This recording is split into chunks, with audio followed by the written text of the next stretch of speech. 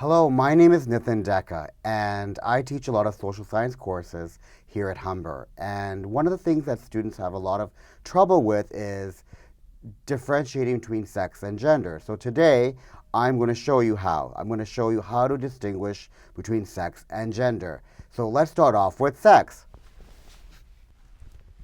So we're starting off with sex. So what is that? That includes our biology, but there are a lot of different components. We've got our hormones, we've got our reproductive organs and processes, but it also includes our genetics and the evolutionary traits that we have developed over time. And largely sex is binary, meaning that we definitely divide it into two things, male and female. But there is a lot of biological variability, and we call that kind of grouping now intersex, just sort of straddling this binary. So we've talked about sex. Now, what is gender? Okay, so we're going to talk now about gender.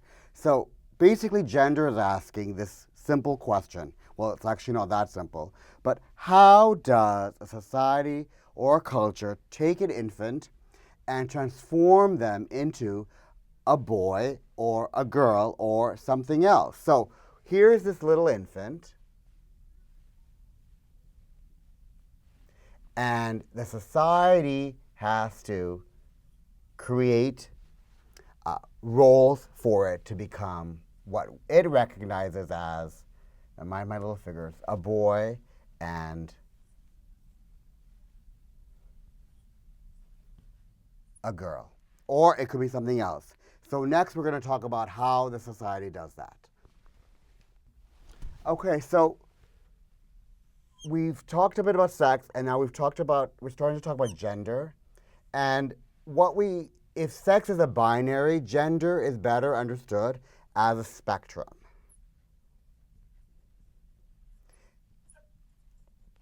And from this, we have our different aspects of our society. For example, our parents, our peers, maybe cultural heritage, religion, and of course, really important today is the media. And these shape the spectrum of behaviors, of positions, of roles. So we perform these gender roles in accordance to society's media roles, and these could vary depending on society. And we may agree with them, or we may perform behavior that rejects them. Rolling. So we just talked about how we perform gender roles by either following or according to society's expectations or rejecting them. And from that, we get a spectrum of behaviors. So we get, what we describe as femininity, or what is being female or womanhood on one side of the spectrum, and masculinity and being male and manhood on the other. And at different parts of our lives and for different situations, we may perform behaviors in different aspects on this spectrum. So what did we learn today?